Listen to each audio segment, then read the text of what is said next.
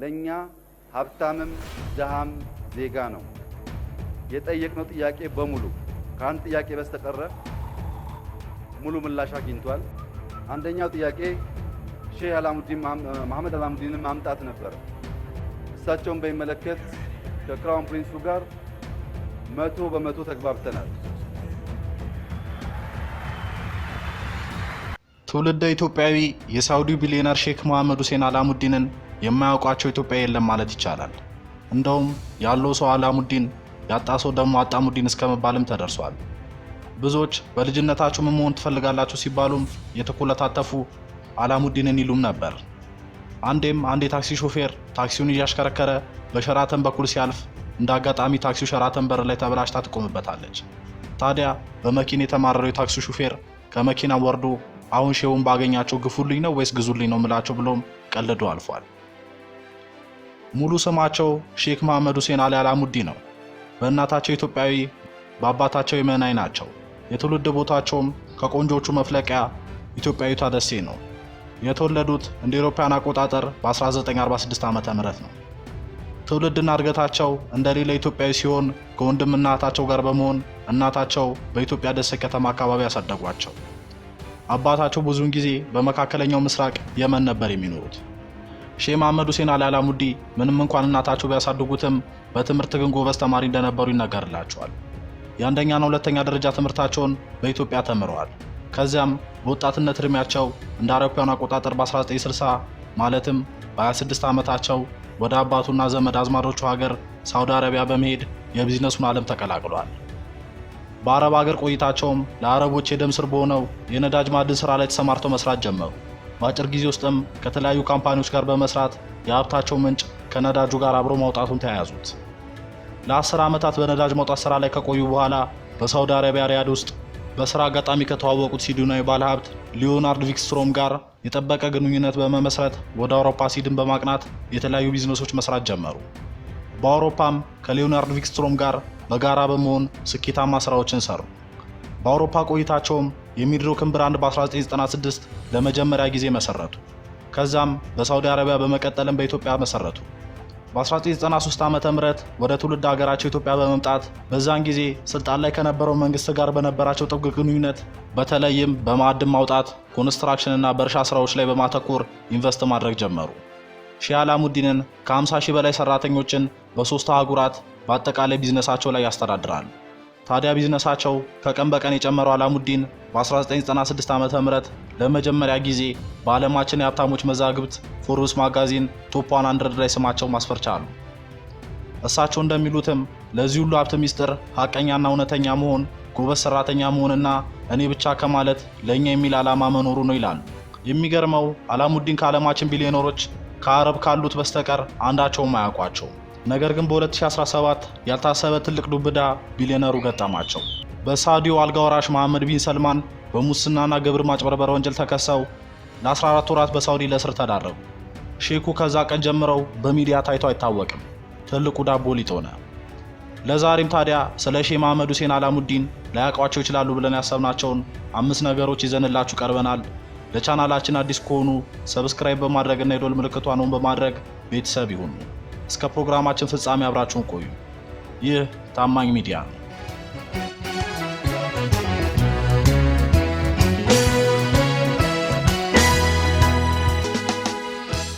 አምስተኛ፣ በአሁኑ ሰዓት የቁም እስረኛ መሆናቸው።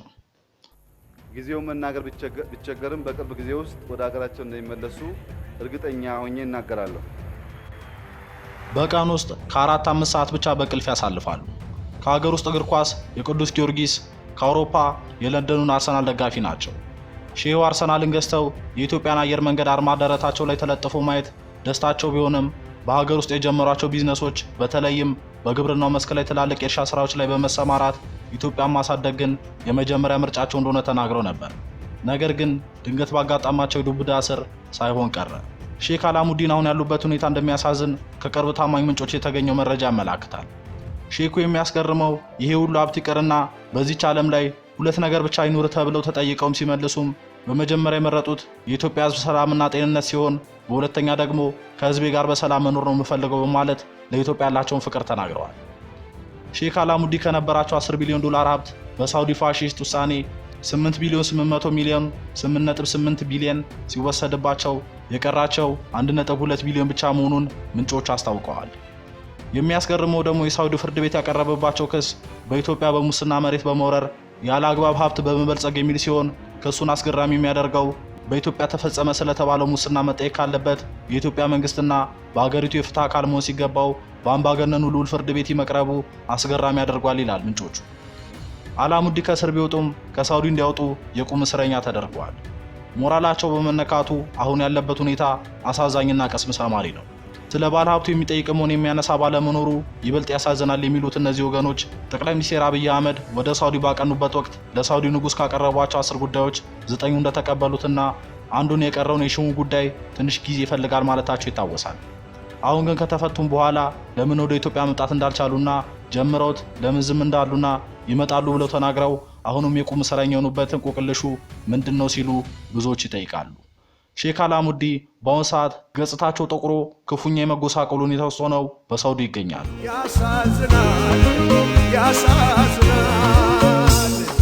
አራተኛ፣ ከህወሓትና ከመለስ ዜናዊ ጋር ጥብቅ ግንኙነት ነበራቸው። የቀድሞ ኢትዮጵያ ጠቅላይ ሚኒስትር መለስ ዜናዊና ቢሊዮነሩ ሼክ አላሙዲ የእጅና ጓንት ያህል ጥብቅ ግንኙነት እንደነበራቸው ሼሁ ራሳቸው ይናገራሉ።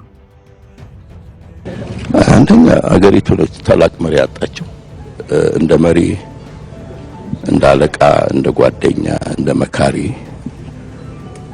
የልማት እጃችንን ቀኝ እጃችንን ያጣን ነው የሚመስለኝ።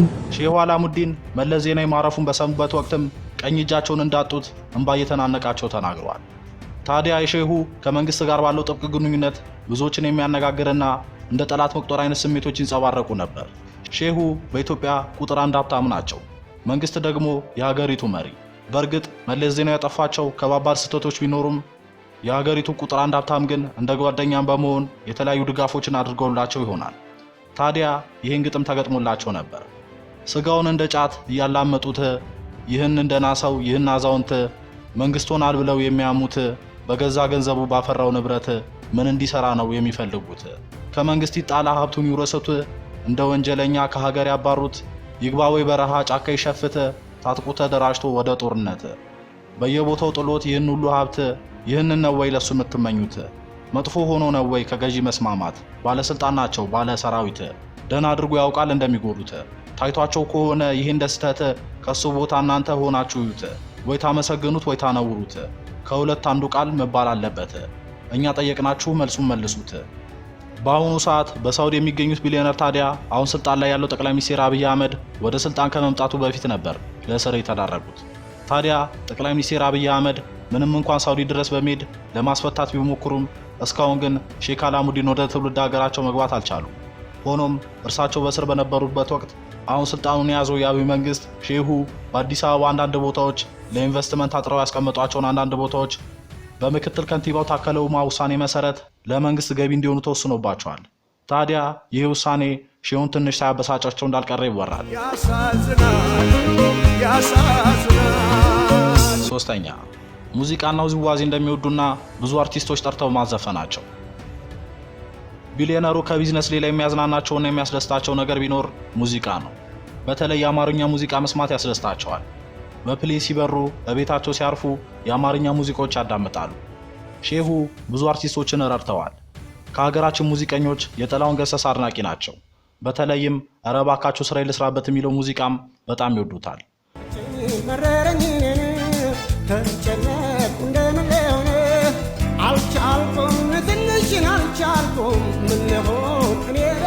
ሼሁ የሙዚቃ ፍቅራቸውን ከሀገር ውስጥ ሙዚቀኞች አልፎ ጎረቤት ሀገር ሱዳን ገብቶ በሊቢያ አቋርጦ አውሮፓና አሜሪካም ድረስ ይሄዳል።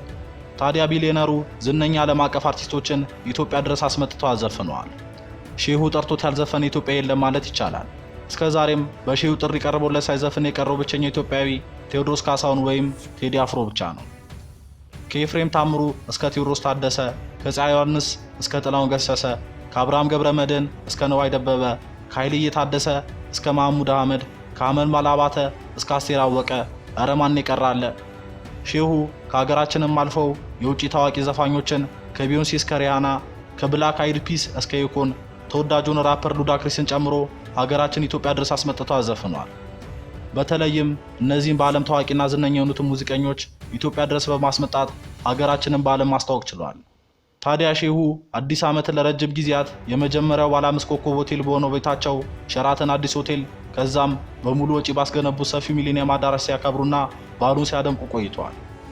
ሼሁ ለአዲስ ዓመት በብዙ ኢትዮጵያ ልብ ውስጥ የማይረሳ ትዝታዎችን ለማስቀረት በየዓመቱ ሙሉ ወጪውን በመሸፈን ቀደም ሲል በሸራተን አዲስ ሆቴል ከዛም በሀገራችን ግዙፍ አዳራሽ በሆነው ሚሊኒየም አዳራሽ ዝነኛና ተወዳጅ አርቲስቶችን ሙሉ ወጪ በመሸፈን እያስመጡ አዲስ ዓመትን ለተከታታይ ዓመታት አክብረዋል።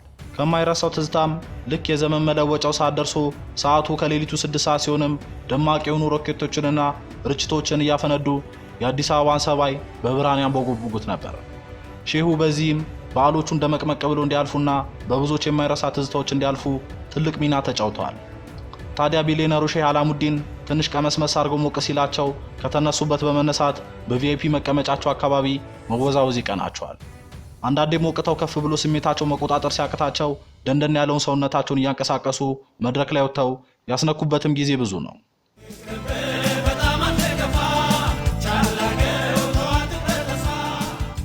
ሁለተኛ፣ የታዋቂ አርቲስቶችን ሰርግ ሙሉ ወጪ መቻላቸው።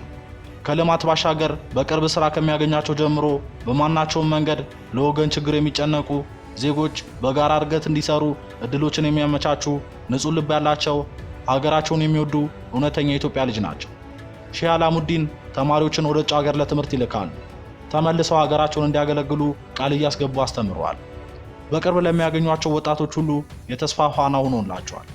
ለምሳሌ የካልዲስ ቡናን ባለቤት ወጣት አሁን ላለችበት ደረጃ ትልቅ ሚና ተጫውተዋል። ሼሁ ከሰራቸው ስራዎችም በዶክተር በላይ አበጋዝ የተጀመረውን የመጀመሪያውን የህፃናት ልብ ማዕከል በኢትዮጵያ በሼሁ ከ40 ሚሊዮን ዶላር በላይ ድጋፍና በህዝብ በተሰበሰበው ገንዘብ እውን ማድረግ ተችሏል። ሼህ አላሙዲን በስፖርት መስኩም ምንም ብራቸውን በማፍሰስ ድጋፍ ቢያደርጉም ኳሳቸው ግን ሊያድግ አልቻለም። የኢትዮጵያ ቁርጥ ቀን ልጅ በመሆናቸው የአዲስ አበባ ዩኒቨርሲቲ የክብር ዶክተሬት ማዕረግ ከመለስ ዜናዊ እጅ ተቀብለዋል። ቢሊየነሩ ሼህ ሙሐመድ አላሙዲን ማግኘት የብዙዎች ኢትዮጵያ ምኞትና ፍላጎት ነበር። ሼሁ ለብዙ ኢትዮጵያውያን እርዳታ አድርገዋል። ብዙዎችን አሳክመዋል። በተለይም ደግሞ ለተወዳጅ አርቲስቶች የብር ድጋፍ አድርገዋል። ሰርጋቸውንም አድምቀዋል። ሼህ አላሙዲን ከሞሸሯቸው ተወዳጅ አርቲስቶችም የሼህ አላሙዲን የቅርብ ወዳጅ የሆነው ታማኝ በየነ ይጠቀሳል። ሼሁ የተገኙባቸው ሰርጎች በደማቅ ሁኔታ ይከበራሉ። የሼሁ ቅርብ ወዳጅ የሆነው አክቲቪስትና ጋዜጠኛ ታማኝ በየነ ከባለቤቱ ፋንትሽ በቀለ ጋር የጋብቻ ስነ ስርዓታቸውን ሲያከብሩ ሼህ አላሙዲን በክብር ተገኝተው ድረውታል። ጋዜጠኛ ሰይፉ ፋንታውንም ከባለቤቱ ሮዳስ ጋር የጋብቻ ስነ ስርዓቱን ሲያከናውን አላሙዲን ሰርጋቸውን አድምቀውላቸው አልፈዋል። አንደኛ፣ ከተወዳጁ አርቲስት ማህደር አሰፋ ጋር የፍቅር ግንኙነት እንዳላቸው። የሼሁና የተወዳጁ አርቲስት ማህደር አሰፋ የፍቅር ግንኙነት ሀገር ጉድ አስብሏል። በእርግጥ ምንም እንኳን የናጠጡ ቢሊየነር ቢሆኑም ሰው ናቸው፣ የፍቅር ስሜት ይሰማቸዋል። ታዲያ በመዲ ፍቅር ጠብ ያሉት ሼሁ መዲን ለማግኘት ትንሽ ፈተና ቢገጥማቸውም በመጨረሻ ግን ከቅፋቸው ማስገባት ችለዋል።